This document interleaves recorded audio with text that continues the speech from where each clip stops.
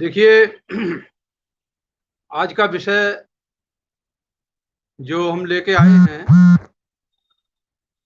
उसमें जाति जनगणना, जिसका मुद्दा देश के अंदर गरमाया हुआ है, उस पर चर्चा करेंगे। और जाति जनगणना ये कोई विनाशकारी नहीं है, बल्कि जाति जनगणना विकास के लिए है, समाज के विकास के लिए है, देश के विकास के लिए है। और ये पता लगाने के लिए कि किसका कितना विकास हुआ है, किस जाति का कितना विकास हुआ है, किस समाज का कितना विकास हुआ है, ये सब जानने के लिए जाति जनगणना बहुत जरूरी होती है। और एक ये सामाजिक अवधारणा है, सामाजिक न्याय की अवधारणा है। जिस तरीके से अगर हमें हमारे अस्तबल के अंदर हमारे पास 100 घोड़े हैं और 100 घोड़े में से कुछ घोड़ों को अनाज मिलता है, कुछ को नहीं मिलता है, कुछ बीमार हो गए हैं, कुछ जो है कमजोर हो गए हैं, कुछ ज्यादा चर्बी चढ़ने के कारण मोटे हो गए हैं। तो इस तरीके से हमारे अस्तबल का विनाश होता चला जा रहा है। न मोटे घोड़े भाग पा रहे हैं, न कमजोर घोड़े दौड़ पा रहे हैं, और न बीमार घोड़े चल पा रहे हैं। तो इस तरीके से हमारा अस्तबल के जो 100 घोड़े हैं, हमारे खर्च करने के बजट बराबर देने के बावजूद भी वो अस्तबल जो है हमारा बेकार हो गया है, काम का नहीं रहा है। तो उसको दुरुस्त करने के लिए उसका डायग्नोज करना, देखभाल करना उनका बहुत ज़रूरी है कि कितने घोड़े हमारे, जिस तरीके से हम इनको खाना दे रहे हैं उस तरीके से कितने घोड़े हमारे तंदुरुस्त हैं, कितने कमज़ोर हैं, कितने बीमार हैं। तो इसके लिए सबसे पहले डॉक्टर की ज़रूरत होती है। डॉक्टर जब उनको देखेगा कि भाई इतने घोड़े कमज़ोर हैं, ये हैं, तो इनको संतुलित भोजन सभी को नहीं मिल रहा है, तो उसके लिए वो डिसाइड करेगा कि इनको इतनी कैलोरी मिलनी चाहिए, इतनी प्रोटीन मिलनी चाहिए, इतनी डाइट मिलनी चाहिए, तो ये सब घोड़े ठीक रहेंगे। और हम दे रहे हैं उनको उतना ही दे रहे हैं, हमारा जो सालाना बजट है वो उतना ही जा रहा है। लेकिन वो उनको जो हमारा बांटने का, वितरण का तरीका है वो ठीक नहीं है। हम जो है उसको पूरा जो अनाज है वो खोल देते हैं और सारे घोड़े जो उसको इकट्ठे खाते हैं, जिसके कारण जो मजबूत हैं वो ज़्यादा खा जाते हैं, कमज़ोर हैं वो उनको मिलता नहीं है। तो उसमें से कुछ बीमार हो जाते हैं कमज़ोर में से, और कुछ जो कमज़ोर हो जाते हैं, और कुछ जो है बहुत मोटे हो जाते हैं। जो ताकतवर हैं वो मोटे ही होते चले जा रहे हैं, उन पर चर्बी चढ़ती चली जा रही है। तो इस तरह से उस अस्तबल को ध्वस्त करने के लिए हमें व्यवस्था बनानी पड़ती है, जिसमें हम बांट बांट करके सबको बराबर जो अनाज 100 किलो अनाज है, तो हम 1-1 किलो सभी घोड़ों को खिलाएंगे, तो सभी घोड़े हमारे 100 के 100 तंदुरुस्त रहेंगे।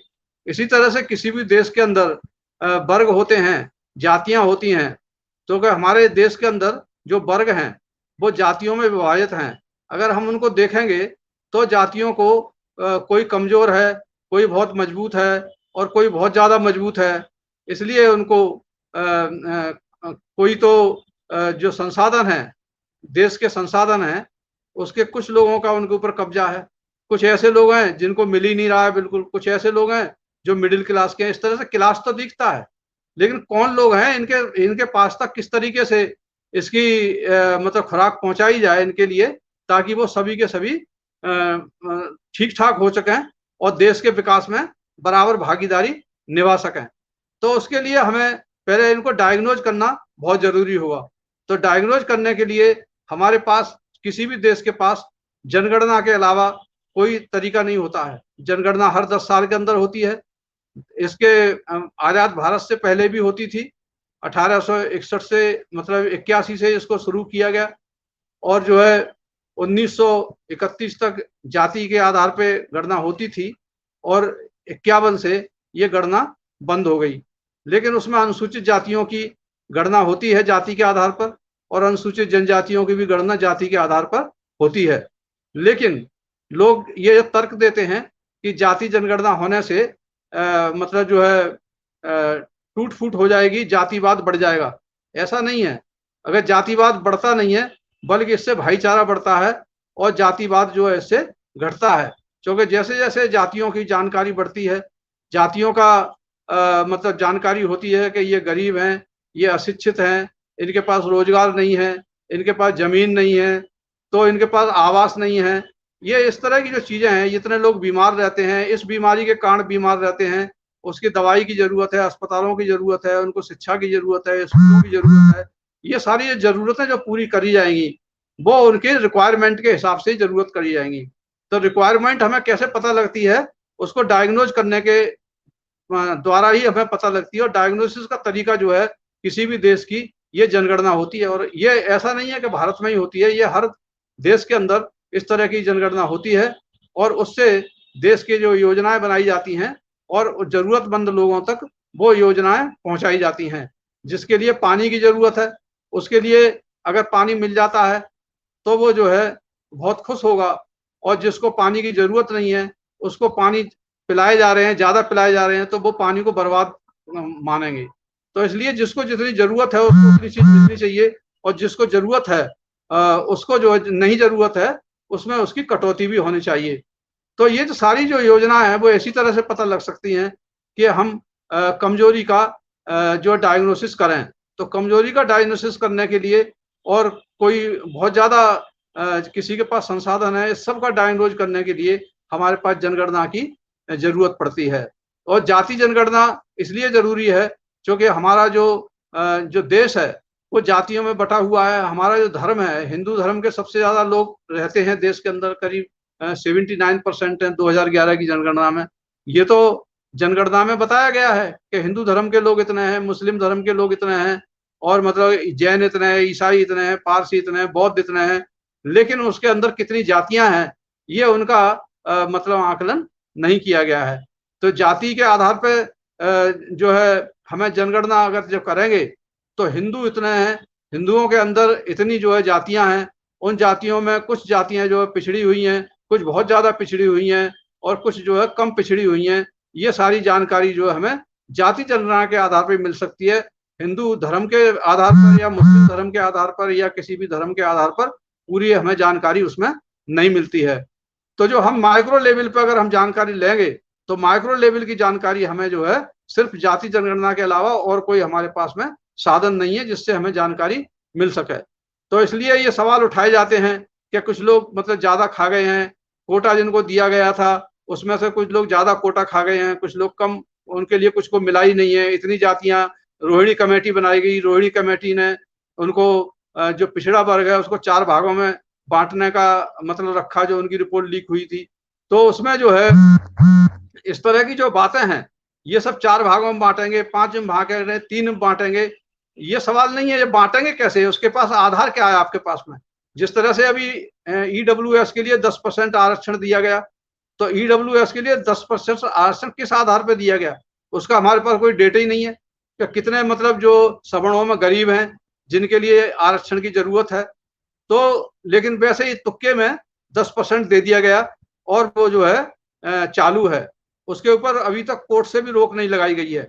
तो इस तरह की जो चीजें हैं उसके लिए जाति जनगणना बहुत जरूरी है।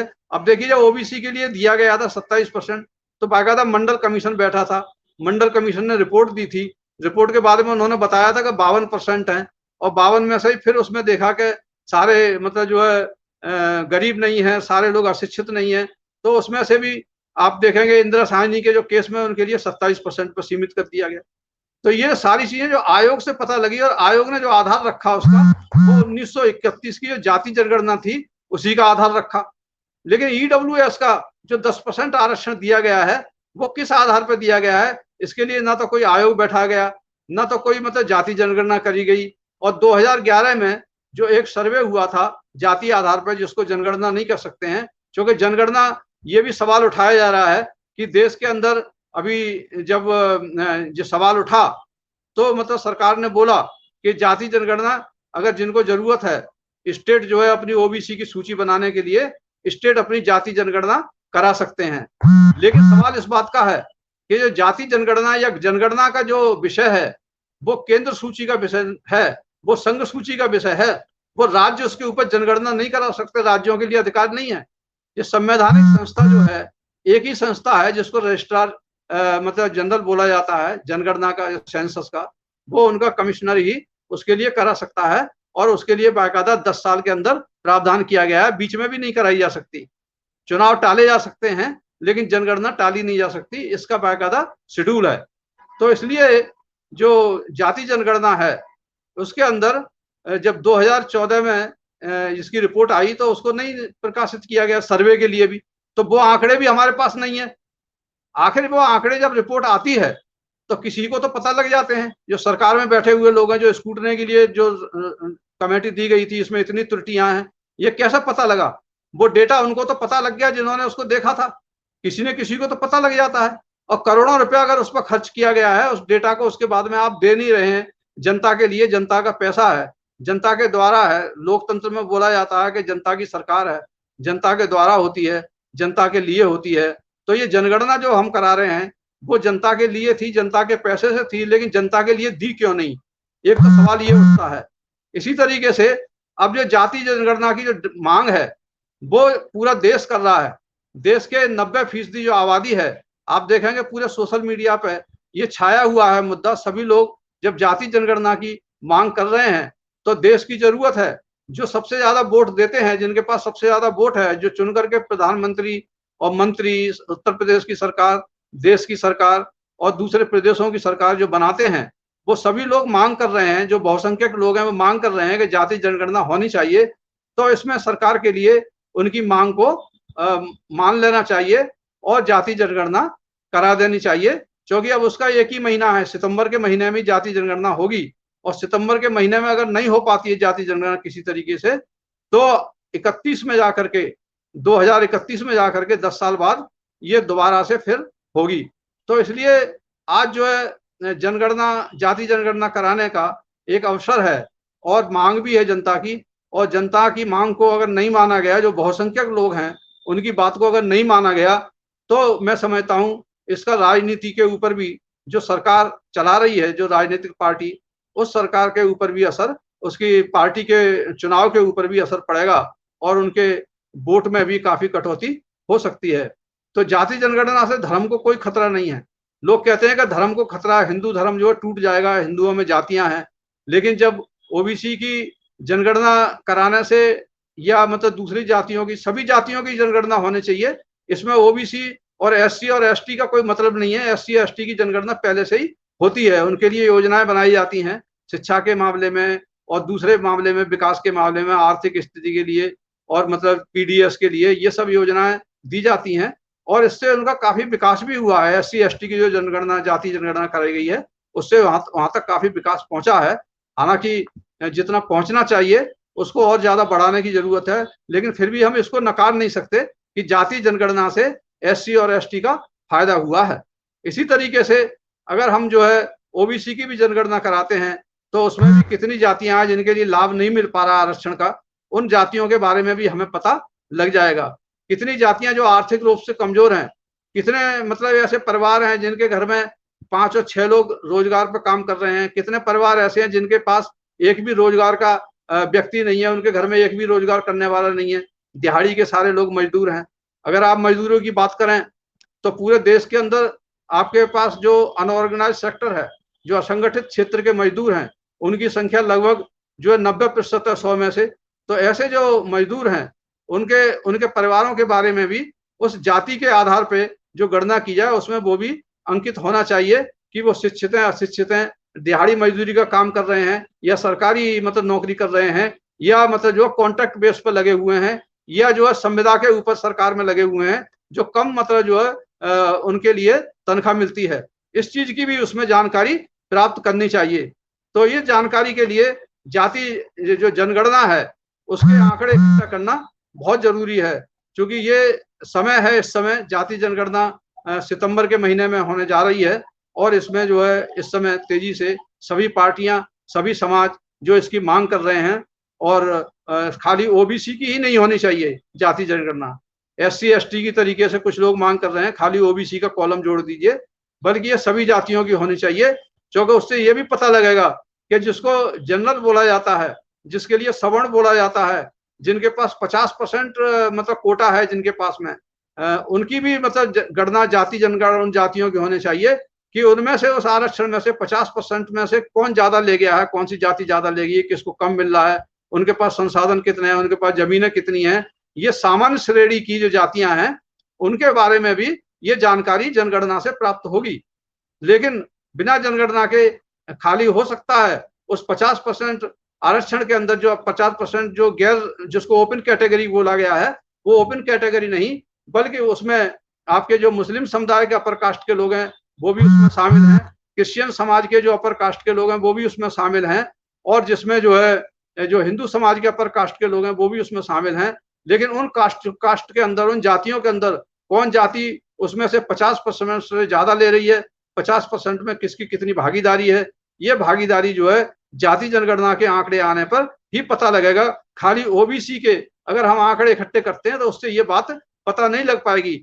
तो खाली अगर ओबीसी की अगर जनगणना करा लेते हैं और हमने सामान्य जातियों की, दूसरी जातियों की जो अपर कास्ट की जातियां उनकी जनगणना नहीं कराई, तो उससे एक चूंकि ईडब्ल्यूएस जो है, ईडब्ल्यूएस कोटे के ऊपर भी खतरा हो सकता है। क्या ईडब्ल्यूएस का जो सामान्य श्रेणी के लिए दिया गया है कोटा, तो इसलिए उनको जब ही दिया जा सकता है जब हमें सामान्य श्रेणी की जातियों के आर्थिक स्थिति, सामाजिक स्थिति और उनकी जो है शैक्षिक स्थिति का पता होना चाहिए कि वो कितने गरीब हैं और कौन सी जातियां उनमें ज्यादा गरीब हैं।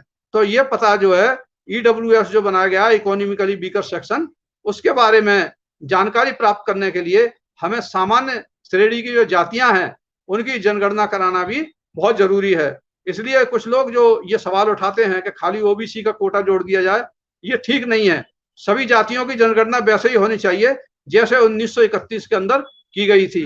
तो ये जैसे ईडब्ल्यूएस का 127वां संशोधन जो मेडिकल में जैसे 10% कोटा में सभी लोग ने समर्थन किया था जब सरकार ने अभी इसमें संशोधन किया 127वां, तो इसी तरीके से अगर जाति जनगणना की बात आती है तो मैं नहीं समझता कोई ऐसी मतलब जो पार्टी है जो इसका समर्थन नहीं करेगी, कोई ऐसा सांसद है जो इसका समर्थन नहीं करेगा।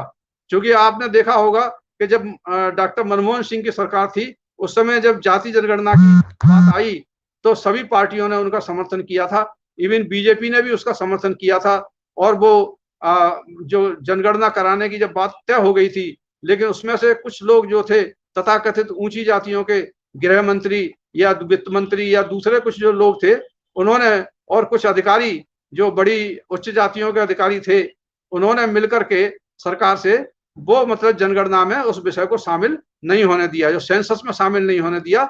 लेकिन बाद में वही जनगणना के नहीं बल्कि एक ग्रामीण विकास मंत्रालय और अर्बन डेवलपमेंट मंत्रालय ने उसके लिए अलग से कराया गया, जिसको जो है सामाजिक शैक्षिक जाति जनगणना के नाम से जाना जाता है। और जिसके आंकड़े जो है 2014 में जब आए तो मतलब जो है डॉक्टर मनमोहन सिंह की सरकार नहीं थी बल्कि मोदी जी की सरकार आ गई, और उस समय ये आंकड़े जो है प्रकाशित नहीं किए गए।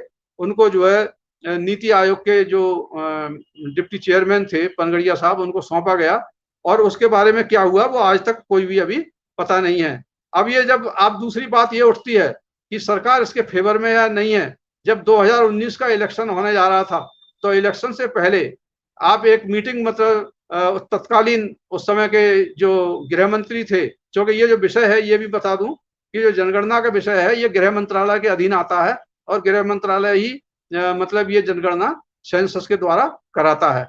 तो गृह मंत्री जो थे उस समय श्री राजनाथ सिंह थे, उन्होंने मतलब एक मीटिंग करी और उसमें बताया, आश्वासन दिया ओबीसी के लिए कि ये नहीं कहा कि सभी जातियों का मतलब गणना कराई जाएगी, बल्कि उन्होंने ये कहा था कि ओबीसी का कॉलम उसमें जोड़ा जाएगा 2021 की जनगणना में, उसी तरह से जोड़ा जाएगा जिस तरह से एससी और एसटी का कॉलम उसमें जुड़ा हुआ है।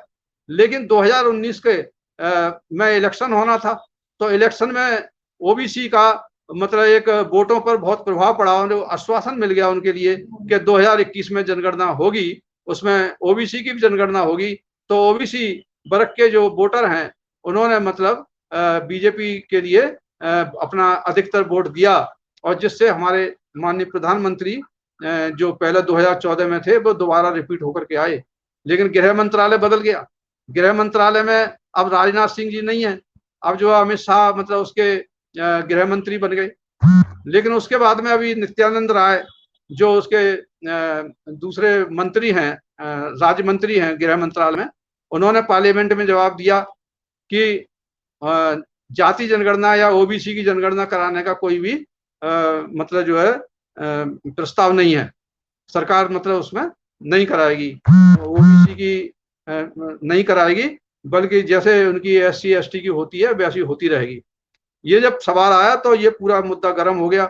नीतीश कुमार जी और अपने जो विपक्षी दल हैं उनके साथ भी उनका प्रतिनिधि मंडल लेकर के, उसमें बीजेपी के भी सदस्य थे, उन्होंने उनसे मांग की माननीय प्रधानमंत्री जी से, और उन्होंने क्या आश्वासन दिया ये तो हम नहीं कह सकते, लेकिन उनके चेहरे से लग रहा था कि प्रधानमंत्री जनगणना कराने के लिए तैयार दिख रहे हैं। उनकी बॉडी लैंग्वेज तो ऐसी ही लग रही थी, लेकिन वो असल में क्या मतलब उन्होंने आश्वासन दिया था कि नहीं दिया था, ये तो अब समय बताएगा, क्योंकि अब जो सितंबर का महीना चल रहा है इसमें जनगणना होती है जाति आधार पर या नहीं होती है, तो ये पता लगाएगा।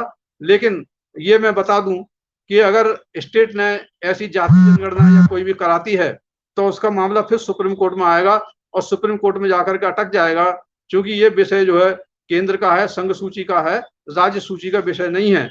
तो इसलिए ये राज्यों के लिए कोई अधिकार नहीं है जाति जनगणना कराने का या कोई भी जनगणना कराने का, क्योंकि ये उनके सेंसस के जो डिपार्टमेंट है उसके काम में एक तरह से हस्तक्षेप माना जाएगा। तो इसलिए आप देखते हैं कि जब काका साहब कालेलकर आयोग की रिपोर्ट आई, उसमें जो ओबीसी के लिए बनाई गई थी, तो वो काका कालेलकर साहब की जो रिपोर्ट थी वो भी ऐसे ही नहीं आई। उसके लिए जो है 1951 में जब संविधान बना था तो उसमें अनुच्छेद 340 जोड़ा गया। अब देखिए आपको अनुच्छेद 341 है, 342 है और 340 है। 40, 41 और 42, जो 40 है वो ओबीसी के लिए है, 41 SC के लिए है, 42 जो है SC के लिए, SC ST के लिए 41 42 है।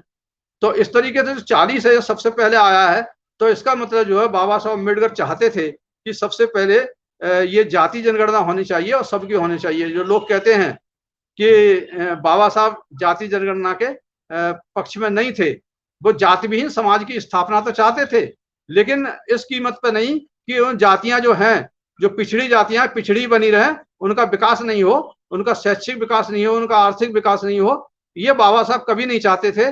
लेकिन जो विकास होगा वो उसी आधार पर होगा जब जाति जनगणना से आंकड़े हमें पता लग जाएंगे, उसी के आधार पर फिर विकास वो होगा। जिस तरह से रिजर्वेशन पहली बार दिया गया, आप देखते हैं कि छत्रपति साहू जी ने कोल्हापुर में दिया, तो 1901 में अगर जनगणना नहीं होती तो उनको कैसे आंकड़े पता लगते। तो 50% जो आरक्षण दिया गया तो वो इसी आधार पर दिया गया कि वो जातियां कुछ ऐसी हैं जिनके लिए जो है हाशिए पर रखा गया है और उनकी प्रगति शैक्षिक आधार पे, आर्थिक आधार पे नहीं हो पाई है। तो उनको पूरी तरह से मतलब जो है मेन स्ट्रीम में लाने के लिए, बराबरी पर लाने के लिए ये रिजर्वेशन का उस समय प्रावधान किया गया था। लेकिन आज का जो समय है, मंडल कमीशन के बाद में लोगों ने ये कहा था कि मंडल कमीशन के बाद में जो हमने आरक्षण दिया है, तो कुछ लोग उस आरक्षण का ज्यादा फायदा उठाए हैं, कुछ लोगों को लिए उसका फायदा नहीं मिला है। ये दूसरा सवाल जो उठता है, तो उस सवाल में ये बात मतलब ये यहाँ पर निकल कर आती है कि हाँ, हो सकता है कि कुछ लोगों ने उसका ज्यादा फायदा लिया हो और जो लोग कमजोर हैं उनको फायदा नहीं मिला हो। इसी तरह के सामान्य वर्ग के अंदर भी जो 50% कोटा है सामान्य वर्ग का, उसमें भी कुछ कमजोर जातियां जो मतलब जो शैक्षिक रूप से, आर्थिक रूप से कमजोर हैं, उनको भी उसमें फायदा नहीं मिलता है।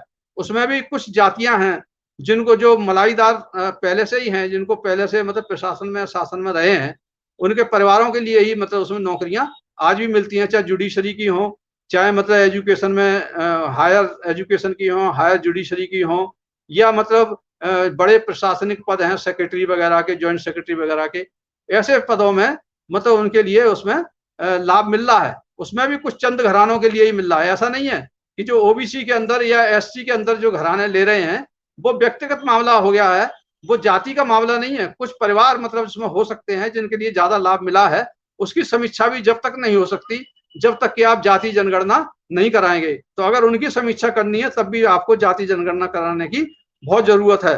देखिए, जब जब कांग्रेस की सरकार रही तब तक मतलब जाति जनगणना का जो मामला था वो ठंडे बस्ते में डाला गया 1991 से लेकर के, और 91 के बाद तक आप देखेंगे जब जनता पार्टी की सरकार बनी 79 में, तब ये मंडल कमीशन का जो मामला था ये उभर के आया। और उस समय जो है, जो काका कालेलकर की जो रिपोर्ट थी, वो जो 54 तक जो है 55 में जो पटल पर रखी गई, तो उसके अधूरे बिना बेस के आधारहीन आंकड़े थे, क्योंकि उनके पास में कोई जाति जनगणना वगैरह नहीं कराई गई थी, तो आंकड़े ना होने की वजह से वो उनको रिजेक्ट कर दिया गया। 79 में जो नया मतलब जो आयोग बनाया गया, जिसको दूसरा पिछड़ा वर्ग आयोग बोलते हैं, मंडल कमीशन के नाम से नहीं, मंडल कमीशन के नाम से ये जाना जाता है। और पहला जो आयोग है पिछड़ा वर्ग आयोग, वो जो है काका कालेलकर के नाम से जाना जाता है।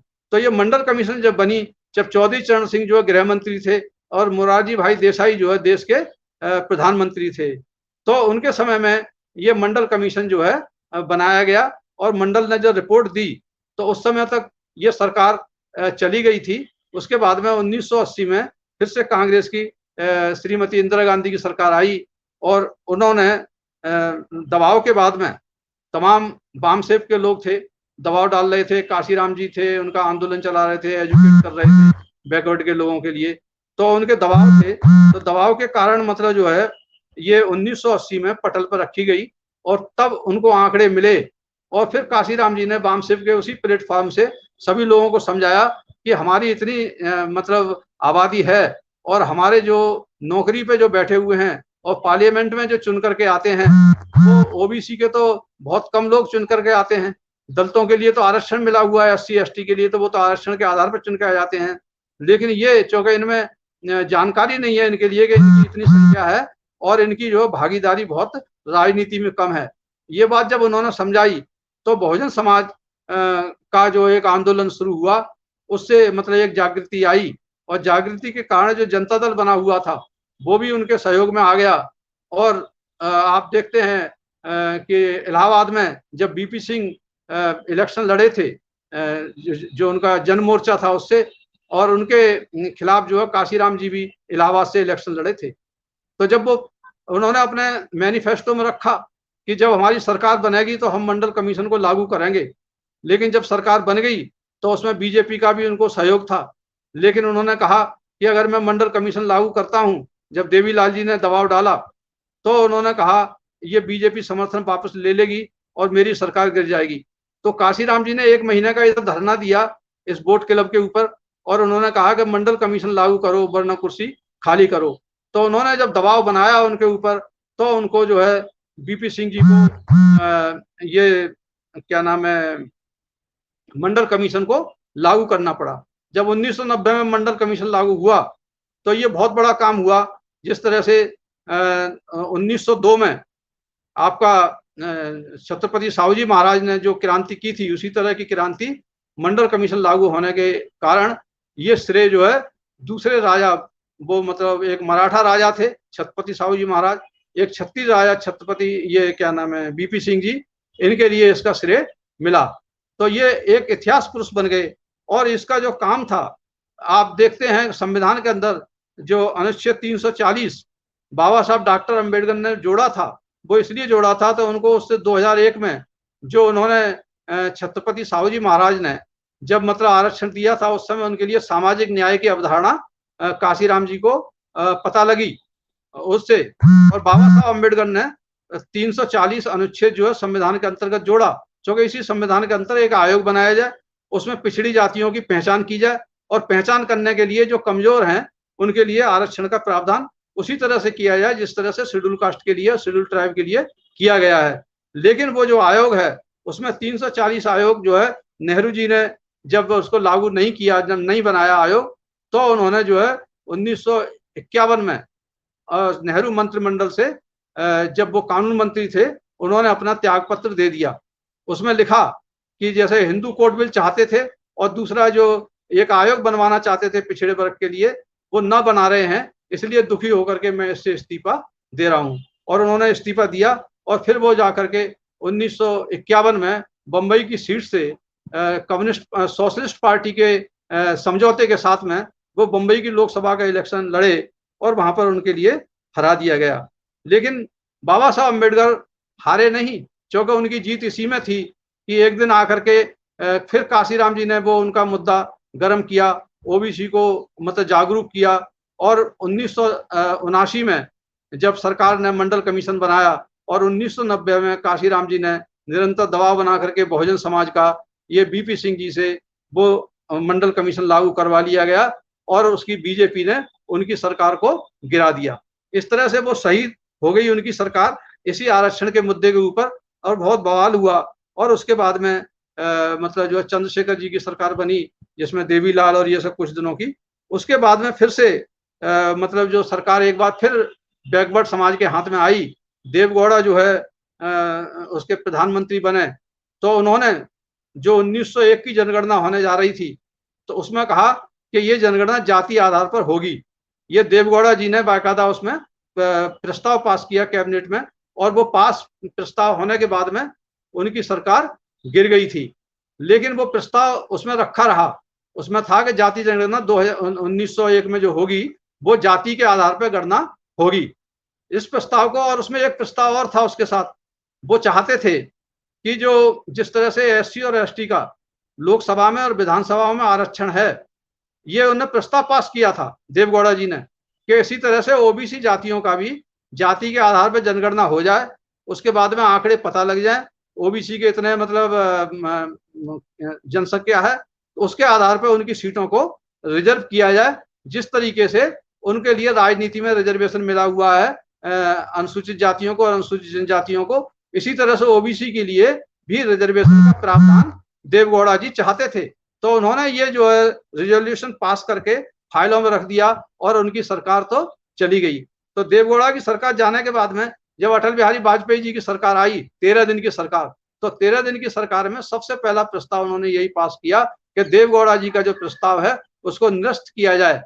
तो निरस्त जाने से पहले 13 दिन की सरकार में ही वो ये काम कर गए कि अब जनगणना जो है 2001 में जो जनगणना होगी वो जनगणना जो है जाति के आधार पर नहीं होगी। जिस तरह से नेहरू जी चाहते थे उसी तरह से वाजपेयी जी ने भी कहा कि जनगणना जो है जाति के आधार पर नहीं बल्कि जैसे चल रही है उसी आधार पर होगी। अब ये मौका आया 2019 का, 2011 का जब मौका आया तो फिर कांग्रेस की सरकार बनी। तो कांग्रेस की सरकार ने फिर मतलब जो है मनमोहन सिंह ने उनके ऊपर दबाव बनाया गया और सारी पार्टियां इस बात पर सहमत थी इंक्लूडिंग बीजेपी की जाति जनगणना होनी चाहिए। लेकिन जाति जनगणना का प्रस्ताव पार्लियामेंट में पास होने के बाद में कुछ मंत्रियों ने उसके लिए नहीं होने दिया। इससे मतलब जो है आज वो लॉबी जो है जो उस समय डॉक्टर मनमोहन सिंह के समय में कांग्रेस में मौजूद थी, वो चंद लोग आज भी मौजूद हैं जो जाति जनगणना के पक्ष में नहीं है।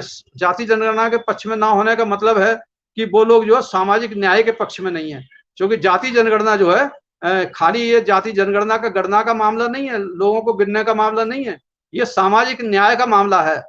तो जो समरसता की जो बात करने वाले लोग हैं उनको ये समझ लेना चाहिए कि सामाजिक न्याय के बिना समरसता नहीं आ सकती है।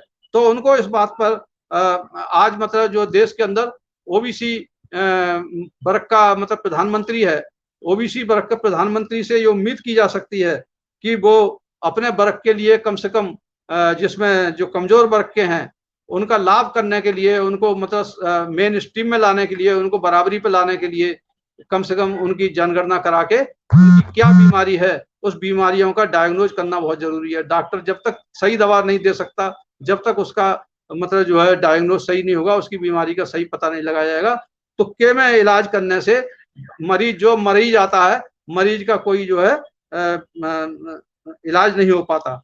तो इस तरीके से जो जनगणना है वो भी नहीं हो पाई डॉक्टर मनमोहन सिंह के समय में। और आज जो है फिर से ये 2021 का समय आ गया है। तो 2021 में आज हमारे जो प्रधानमंत्री हैं उन्होंने बहुत सारे ओबीसी के लिए काम किए हैं, एससी एसटी के लिए भी काम किए हैं।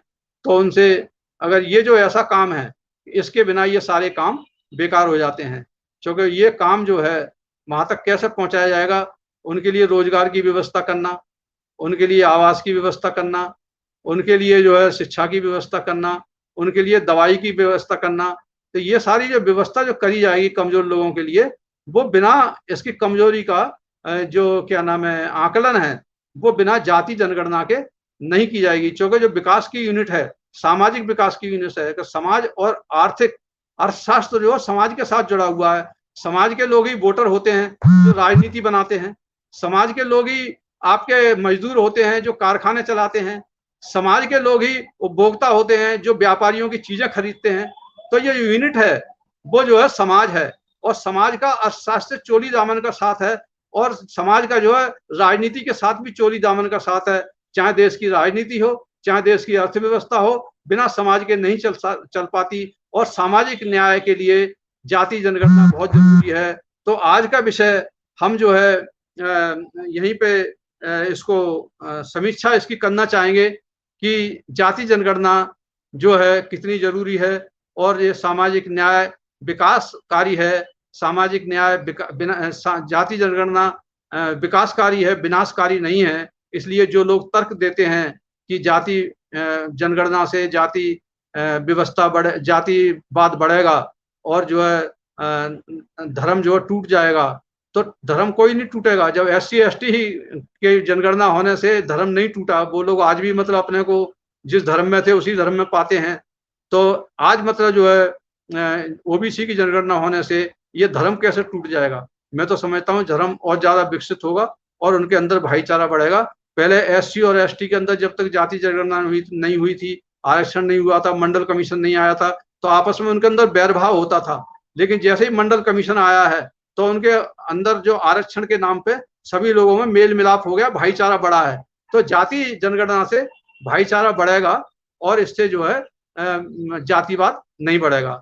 तो ये अपनी बात को मैं यहाँ पे समीक्षा करते हुए आज के लिए हम इतना ही कहेंगे कि जनगणना, जाति जनगणना बहुत जरूरी है और सामाजिक न्याय की ये अवधारणा है, और इसके लिए अपने पूर्वजों की अवधारणा को आगे बढ़ाने के लिए हमारे प्रधानमंत्री को इस पर विचार करना चाहिए। ऐसी उम्मीद करते हुए मैं आज मतलब जो अपने इस वीडियो को, आज की चर्चा को यहीं पे विराम देता हूँ।